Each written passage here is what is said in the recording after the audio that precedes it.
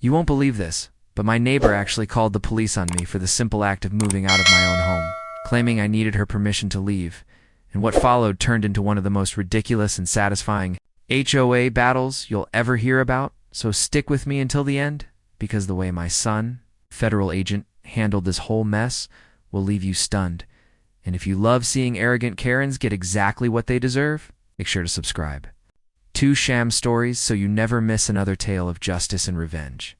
It started on a warm Saturday morning when the moving truck backed into my driveway. After 15 years of living in that HOA-controlled neighborhood, I was finally ready to move closer to my grandchildren, and everything was in order. The house was sold, the papers signed, and my belongings neatly packed into boxes. My son Matthew, who had taken leave from his FBI work to help me transition smoothly, was there by my side. He was calm, collected, and more observant than anyone else I knew. But even he couldn't have predicted the scene that was about to unfold.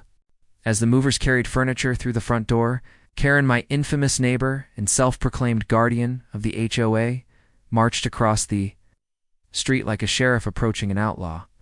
She wore oversized sunglasses and clutched a clipboard as if it were a weapon. "Excuse me," she barked, blocking the path of one of the movers. "What exactly do you think you're doing?" I told her plainly that I was moving, that the home was no longer mine, and that everything was perfectly legal. At me like I had confessed to a crime and snapped, "You can't move out without board approval.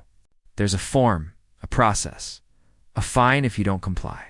You didn't file anything. I thought she was joking. But her tone was sharp enough to draw attention from neighbors stepping onto porches to watch. Matthew leaned against the truck, arms folded, saying nothing yet, but his eyes flicked from Karen to me with a glimmer of amusement. I tried reasoning with her, telling her the HOA had no authority to control who moved in or out. But Karen's voice rose higher, trembling with rage. "If you don't stop this right now," she shouted, "I'll call the police and report. A crime in progress?"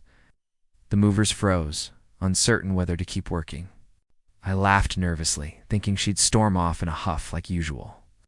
But Karen pulled out her phone and actually dialed 911 right there on my lawn, telling the dispatcher that unauthorized men were stealing property and a homeowner was fleeing the neighborhood illegally.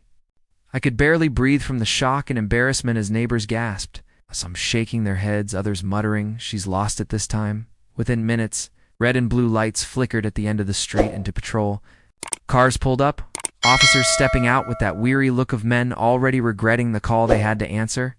Karen rushed to them like a savior, welcoming her knights, pointing at me and screaming, "That's her.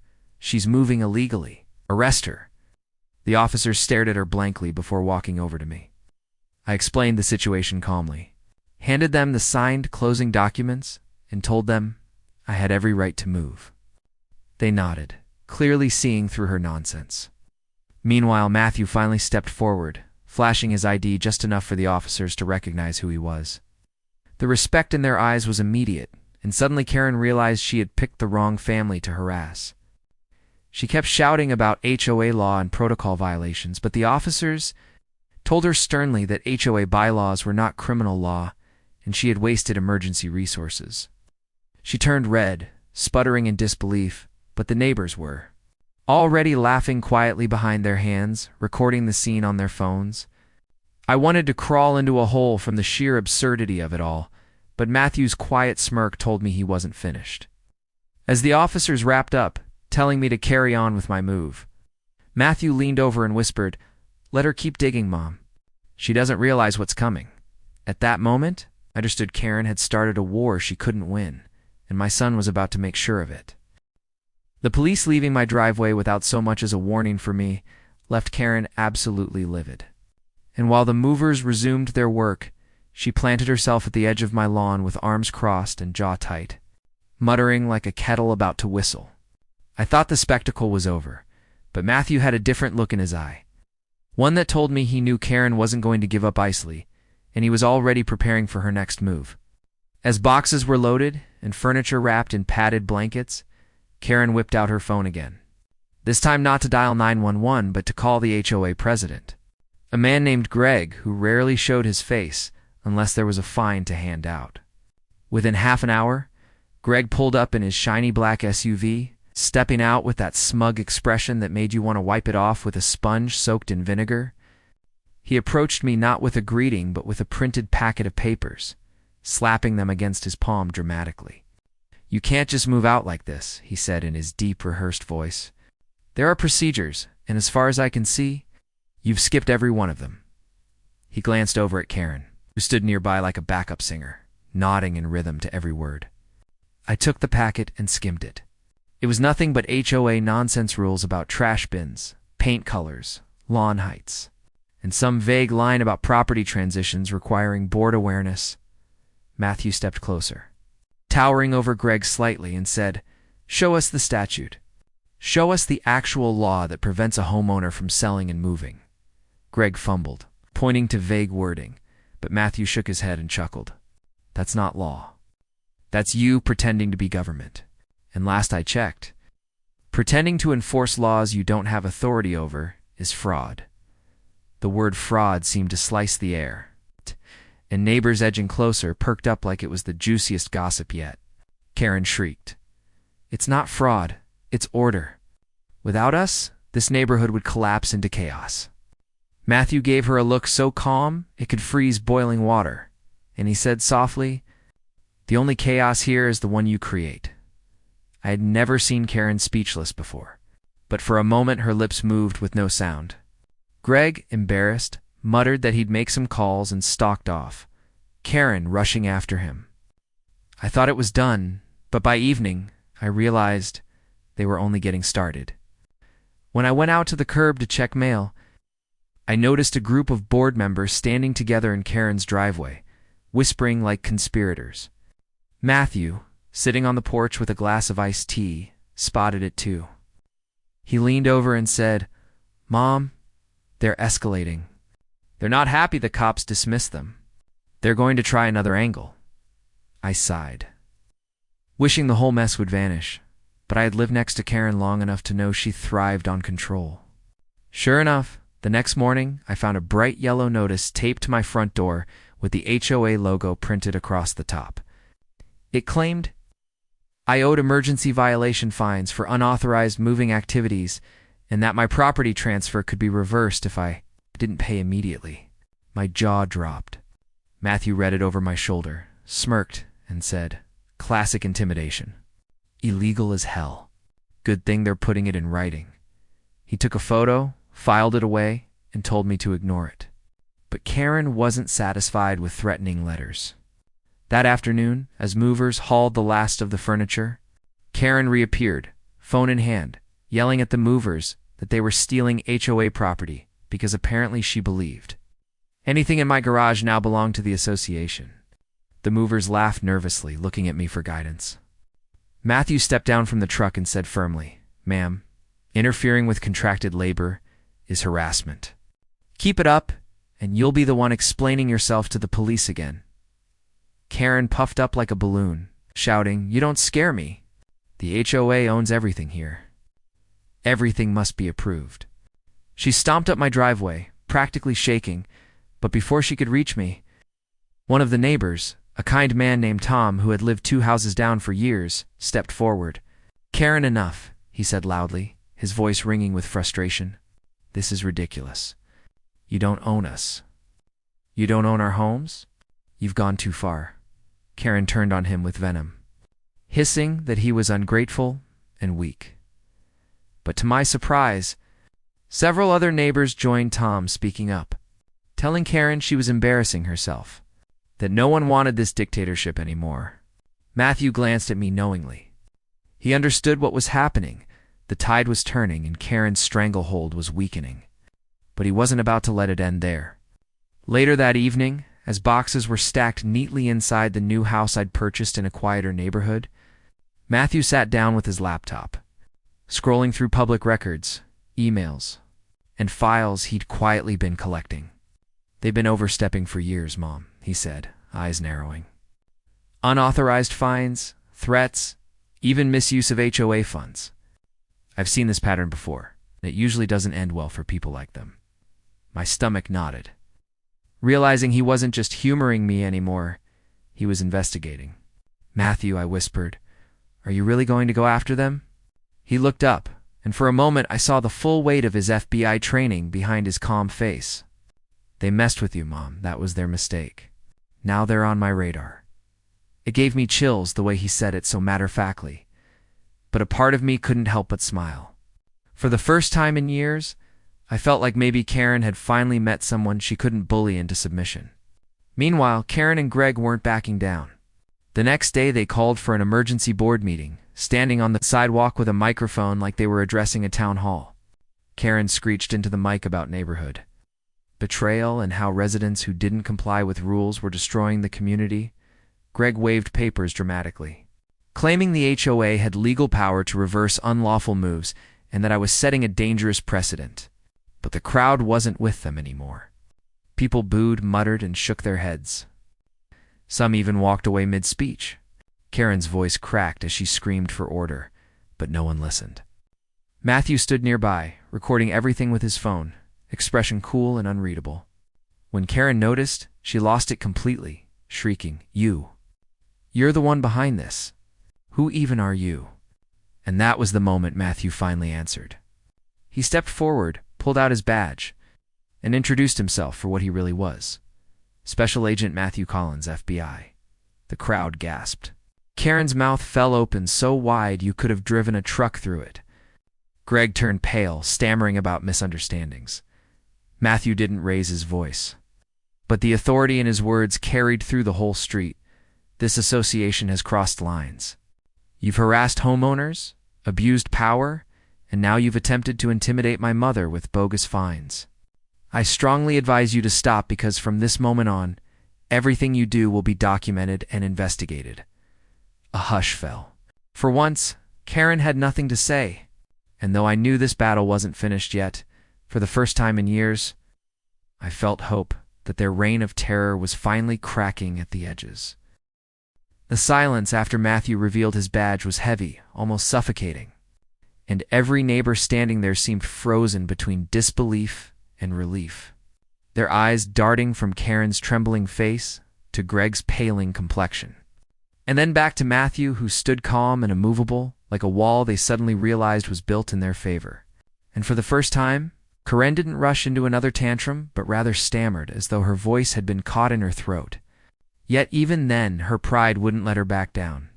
Completely as she jabbed a finger at me and screeched that this was an outrageous stunt and that federal agents don't have jurisdiction over neighborhood affairs. But Matthew didn't flinch. He simply told her, in an even tone, that harassment, intimidation, and fraudulent financial practices fell well within criminal investigation, and that her days of bullying families, under the guise of HOA rules, were numbered. Which made Greg tug nervously at his collar and mumble about needing to check his notes before slinking back toward his SUV, leaving Karen to sputter alone. The neighbors started whispering among themselves, some laughing quietly, others nodding in relief.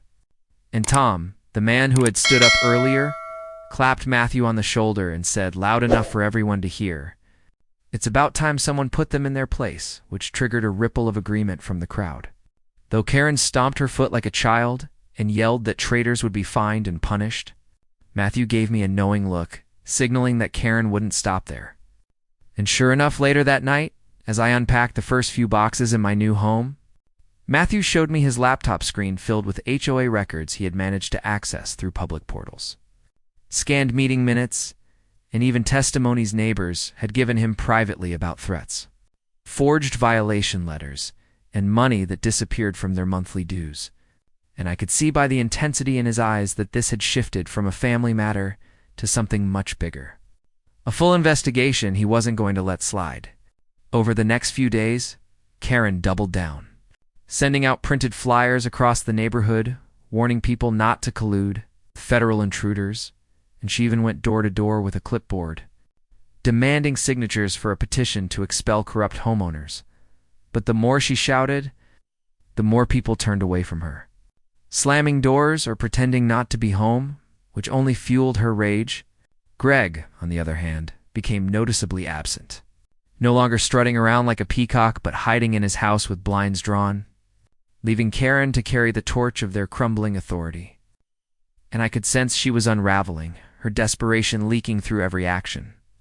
Meanwhile, Matthew was meticulous, spending evenings on calls with colleagues, documenting every incident, and advising neighbors who came to him with their own stories. Like one woman who confessed.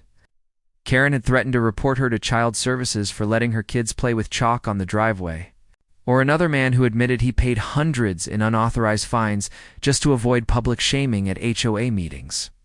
Each account hardened Matthew's resolve, and though he never told me the full extent of his plan, I knew he was gathering enough to make a case that Karen and her allies wouldn't walk away from unscathed. Tensions came to a head one afternoon when Karen, furious that the movers had finished and my house stood empty with no way for her to reverse it, stormed into my yard screaming that I had abandoned property illegally, waving what looked like fake legal documents she had printed from her computer, trying to serve me like she was a court officer, and when I laughed bitterly at the absurdity, Matthew stepped between us, took the papers from her hand, and said calmly, "Forgery is a federal crime," before ripping them in half and tossing them back at her feet. Karen's face turned beet red as she screeched about calling the sheriff herself, but Matthew leaned in just close enough that only she and I could hear, and told her, "Go ahead. But when you do, I'll make sure they also see the files on you and Greg, and for the first time." I saw genuine fear flicker across her eyes before she spun on her heel and stormed off without another word. That night, Matthew revealed to me that the HOA had been skimming from neighborhood improvement funds for years, funneling the money into personal accounts disguised as maintenance contracts, and while Karen played the enforcer, Greg had been the one signing off on the transfers, making them both equally culpable, and though I wasn't fully versed in legal terms, I knew enough to recognize embezzlement when I heard it. The neighborhood buzzed with rumors after that confrontation. Neighbors whispering in clusters, sharing stories they had been too afraid to voice before, and suddenly Karen found herself isolated, no longer feared but mocked, her threats falling flat as people rolled their eyes and walked away. Yet despite the cracks in her armor, I knew she was too stubborn to give up quietly, and Matthew knew it too, which is why he warned me to expect one last desperate move from her. His warning came true sooner than I expected, because only 2 mornings later, I woke to flashing lights outside my new home, sirens wailing as 2 squad cars pulled up, and Karen herself stood beside them, grinning triumphantly, pointing at my house as though she had finally caught me in some grand crime. My heart sank, but Matthew was already ahead of it, stepping calmly outside in jeans and a t-shirt, badge in hand, approaching the officers with quiet confidence. Karen shouted that I had fled without legal authorization and that my son was impersonating an FBI agent to intimidate her. But when Matthew presented his credentials directly to the officers, their demeanor shifted instantly from suspicion to deference, and I watched Karen's smug smile collapse into horror as one officer turned to her and said, "Ma'am, making false police reports is a crime," which made her stammer and flail about HOA rights before the officers ordered her to step aside. The neighbors had gathered again by then, filming everything on their phones. And for the first time, the law wasn't bending to Karen's theatrics, but shining directly on her, exposing every ounce of her desperation. Matthew told the officers calmly that he was in the middle of an ongoing investigation and that Karen and Greg's activities were part of it. And though the officers didn't arrest her then and there, they made it clear she was skating on thin ice. Karen screamed and cursed, calling everyone traitors, but her voice cracked, and she retreated to her house red-faced and trembling. Watching her stomp away, I realized something had shifted permanently. The spell she had over the neighborhood was broken. Her credibility shredded, and all that remained was the slow, inevitable collapse of her false empire, an empire my son had dismantled piece by piece with nothing more than truth, patience, and the authority she could never counterfeit. The neighborhood after that police visit felt different, like a curtain had been lifted, and suddenly everyone could see Karen for what she really was, not a leader, not an enforcer, but a desperate woman clinging to power that was slipping through her fingers. And though she tried to carry on with her usual bluster, the tone of her voice no longer carried the same fear or authority it once did. Instead, it sounded shrill, hollow, and almost pathetic as neighbors brushed past her, some even laughing behind her back. Yet that only made her more determined to claw back control, and she began to escalate her antics in ways I hadn't even anticipated. She started patrolling the neighborhood like some self-appointed officer, walking up and down the sidewalks with a clipboard, muttering under her breath and scribbling nonsense notes, as though she were preparing dossiers on each family. But no one took her seriously anymore, and some children even mocked her openly, calling her Sheriff Karen, which sent her into fits of rage that left her trembling. Meanwhile, Matthew kept working diligently, balancing his actual cases with this HOA mess, explaining to me in quiet conversations over late-night coffee that the wheels of justice turned slowly but surely, and that everything Karen did now, every false report, every fake fine, every instance of harassment was being documented to build a case that would be ironclad in court. He had even begun coordinating with local authorities, not just the sheriff's department, but also city code enforcement, financial crimes investigators, and legal counsel who specialized in HOA abuse, weaving a net that was tightening around Karen and Greg with each passing day, and I could see it in the way Greg had all but vanished from sight, his blinds permanently closed, his once arrogant strolls now reduced to quick scurries from his front door to his car, avoiding any eye contact, a man who knew the jig was up but was hoping against hope he might escape unnoticed. But Karen wasn't the type to go down quietly, and one evening she proved it by staging what she called an emergency HOA assembly, banging on doors and yelling through megaphones until a small group of neighbors reluctantly gathered on the community lawn, though most stood at a distance with crossed arms and skeptical expressions. I stood there too, curious but wary, and Karen launched into a fiery tirade about how our neighborhood was under attack by federal corruption, pointing at Matthew and calling him a fraud, a liar, and even accusing him of running a secret scheme to take over the HOA for his own gain. Claims so absurd that people began shaking their heads and chuckling, and one brave neighbor finally shouted back, "Karen, enough. We're tired of your lies." That moment seemed to break something in her, because her voice cracked as she screamed about loyalty and betrayal, her arms flailing as though she could physically force people to believe her. But no one stepped forward in support, not even Greg, who was noticeably absent. And in her desperation, she lunged at Matthew, trying to snatch his phone from his hand only to trip and fall flat on the grass, which drew gasps and laughter from the crowd. Matthew helped her up calmly, his composure unshaken, and told her firmly that any further physical aggression would be noted in his report.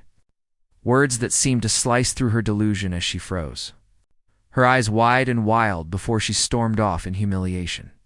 After that spectacle, the neighborhood began openly defying her. People tore down her flyers, ignored her emails, and even posted mocking memes on the community bulletin boards online. And I could tell it drove her insane because every morning I'd see her pacing her driveway, phone pressed to her ear as she barked into it, most likely harassing anyone who would still listen. Then came the morning when 2 black sedans pulled into the neighborhood, men in suits, stepping out with briefcases and badges. And while most neighbors peeked nervously through curtains, Matthew greeted them warmly, introducing them as colleagues from his office who were there to review the mountain of evidence he had compiled. Evidence that went far beyond petty harassment and into the realm of federal crimes. They set up in my dining room, papers spread across the table, files, statements, bank records, and digital logs that Matthew had carefully collected, and as I listened from the side, I realized this was no longer just about Karen bullying me or other families. This was about exposing a network of fraud and intimidation that had likely been going on for years unchecked. And the thought of her arrogance finally coming back to crush her filled me with a grim sense of satisfaction.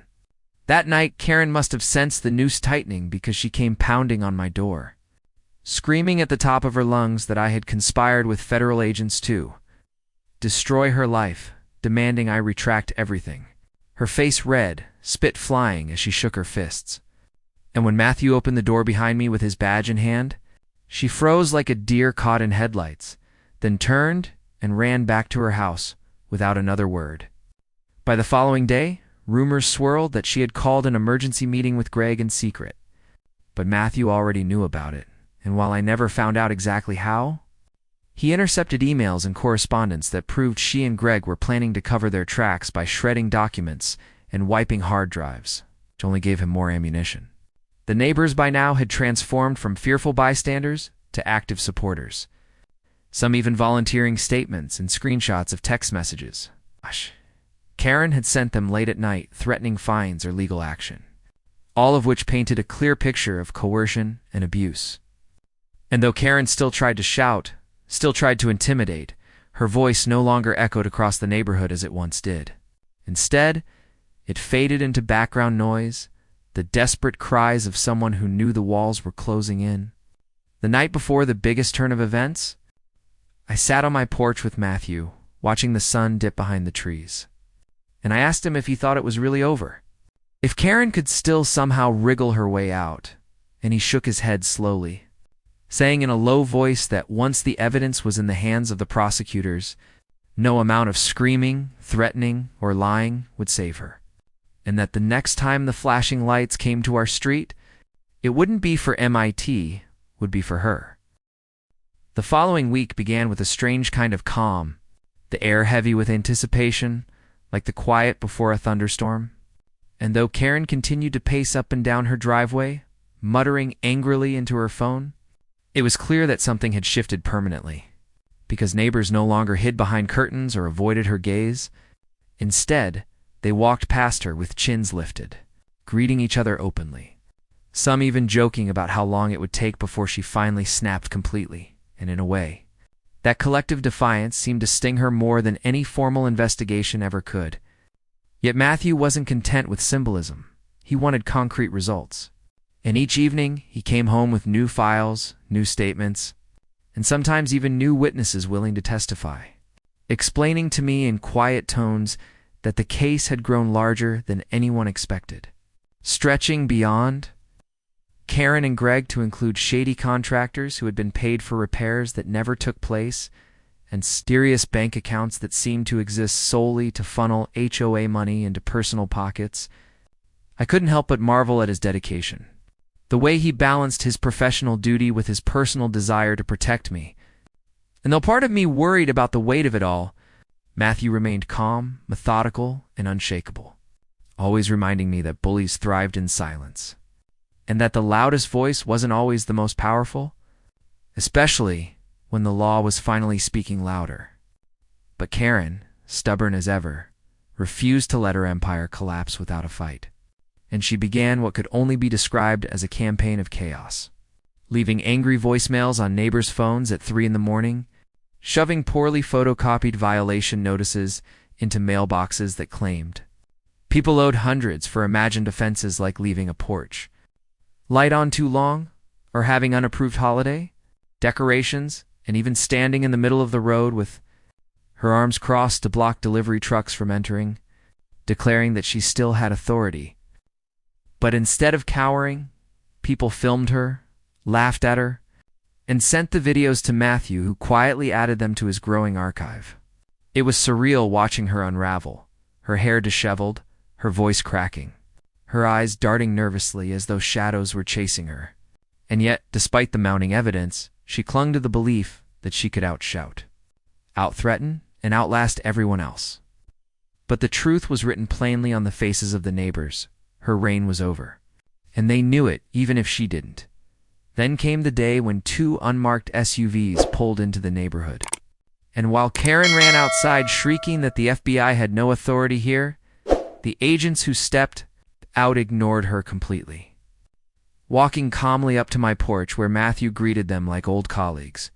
And though they exchanged only a few words out loud, the gravity of their presence sent a ripple of fear through Karen, who suddenly fell silent and retreated into her house, slamming the door so hard it rattled the windows. For hours, the agent sat with Matthew at my dining table, reviewing files, downloading data, and even interviewing a few brave neighbors who stepped forward willingly.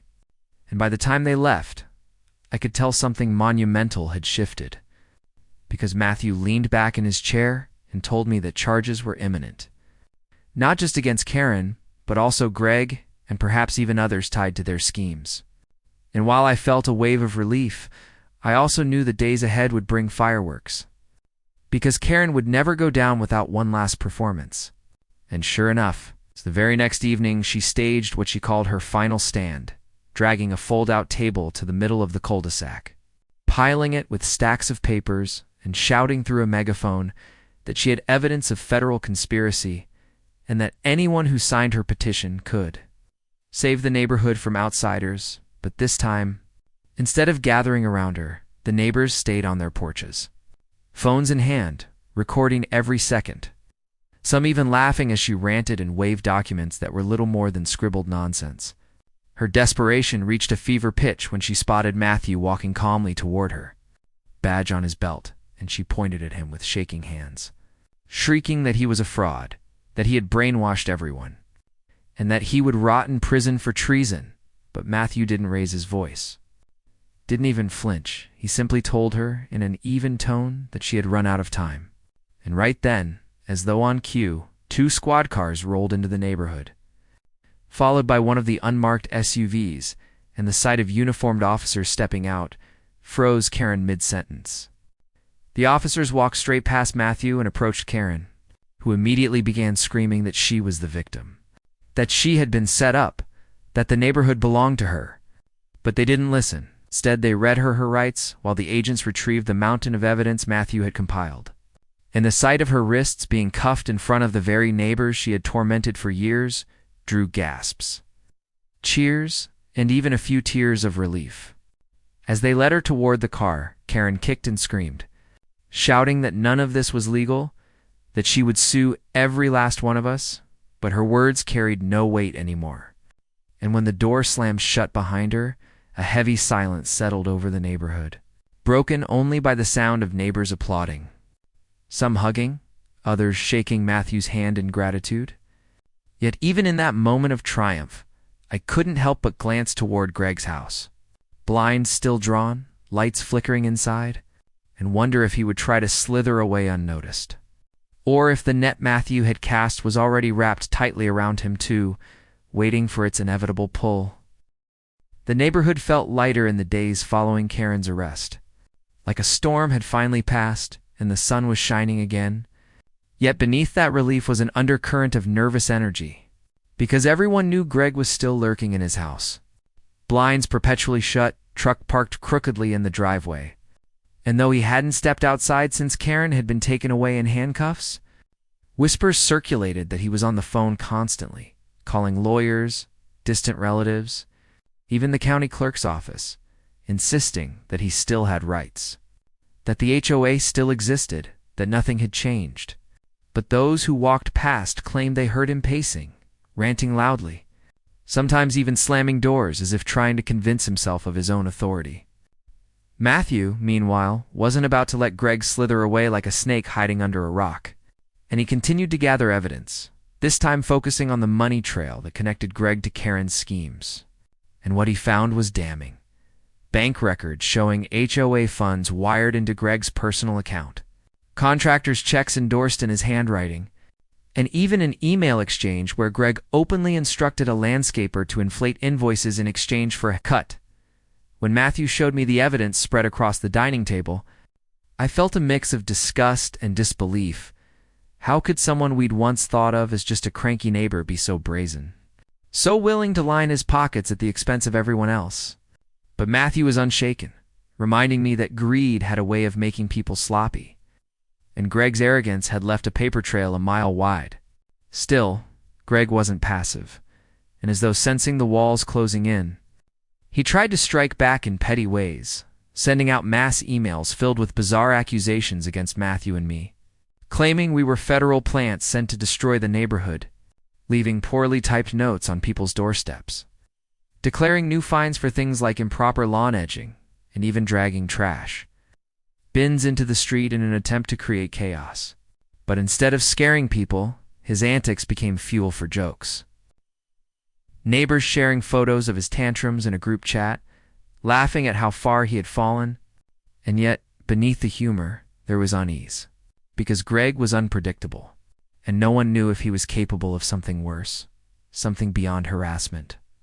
So when Matthew received a late-night tip from a neighbor who swore they'd seen Greg loading boxes into his truck, Muttering that he wasn't going down like Karen, my heart raced with dread. Matthew acted instantly, slipping on his jacket and telling me firmly to stay inside no matter what. His tone calm but edged with urgency, and within minutes, 2 unmarked cars rolled quietly into the neighborhood. Agents stepping out and spreading into the shadows, their movements precise and silent. I watched from the window, pulse hammering, as Greg finally emerged, dragging a heavy suitcase down his porch steps, his head snapping left and right nervously. And though he tried to heave it into the back of his truck, the weight made him stumble, the case thudding against the bumper loudly enough to echo down the street. That sound seemed to trigger the agents, because they moved in unison, blocking his truck, surrounding him before he could even climb inside. And Greg's panicked shouting carried into the night as he demanded to see a warrant, insisting he had done nothing wrong, but the agents were unmoved, calmly informing him that he was under investigation for financial fraud, embezzlement, and conspiracy. The neighbors, drawn out by the commotion, gathered silently at the edges of their yards, phones raised, their faces illuminated by the glow of porch lights, and I could see the mixture of fear and vindication in their expressions. Fear because Greg's desperation was ugly and volatile, but vindication because justice was finally catching up to him too.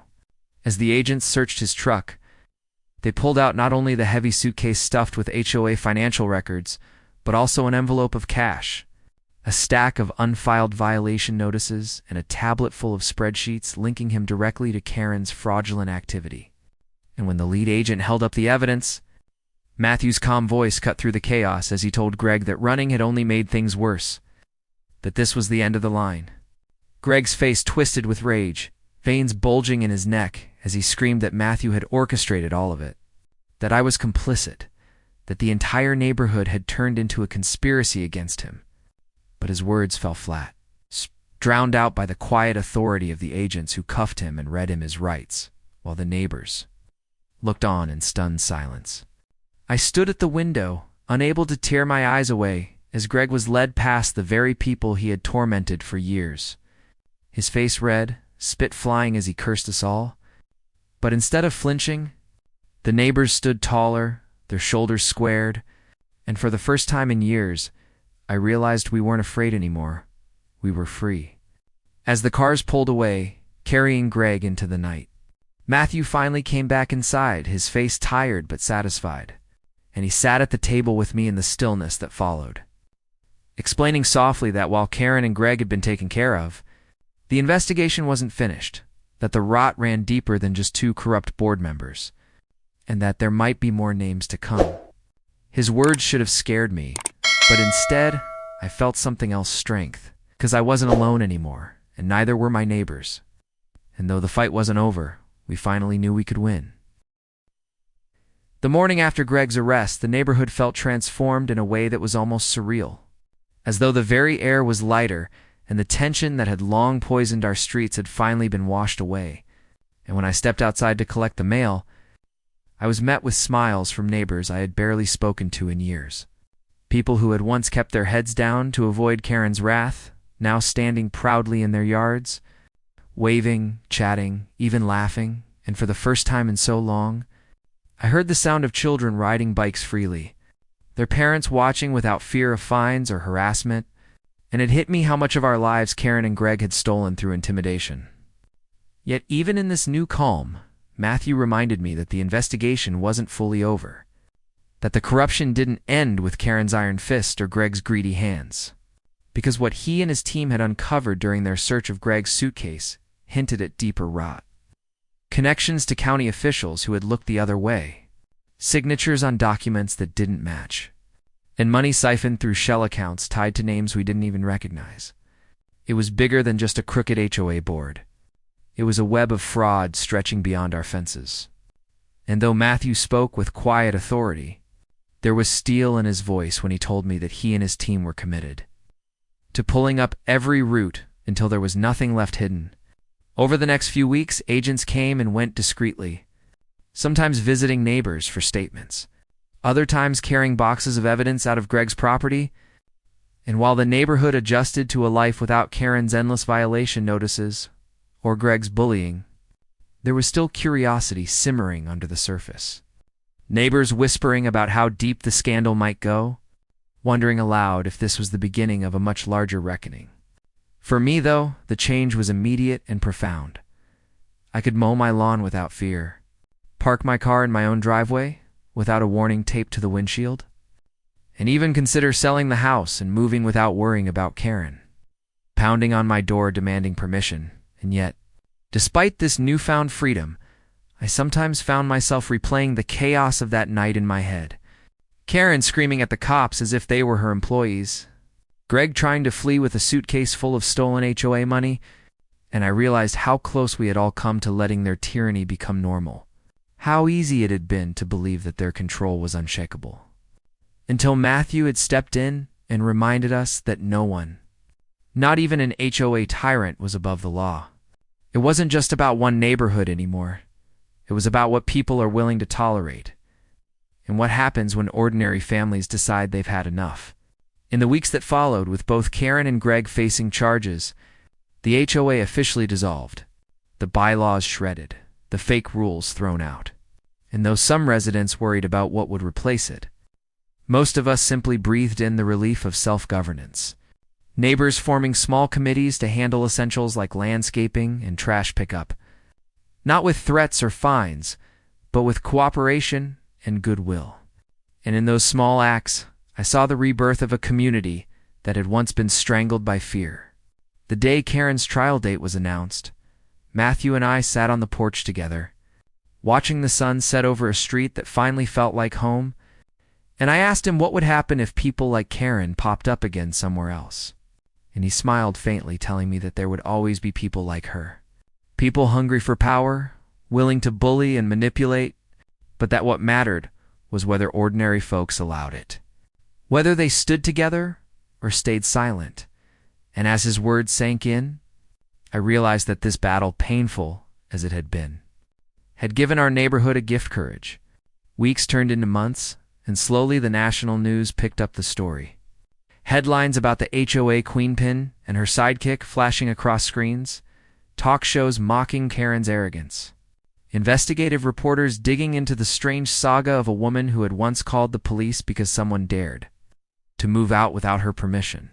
And though I had once been embarrassed by the drama, I now watched those stories with pride, knowing we had stood up, that my son had not only defended me, but shown the whole country how corruption, even in the small corners of suburbia, can be exposed.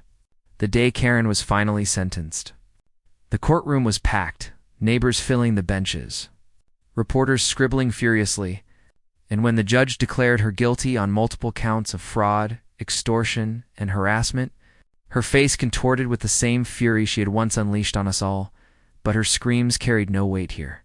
Drowned out by the firm bang of the gavel and the cheers that erupted outside, Greg followed soon after, his fate sealed by the mountain of evidence Matthew had uncovered. And when both were led away, their reign of terror was officially over, not just in practice, but in law.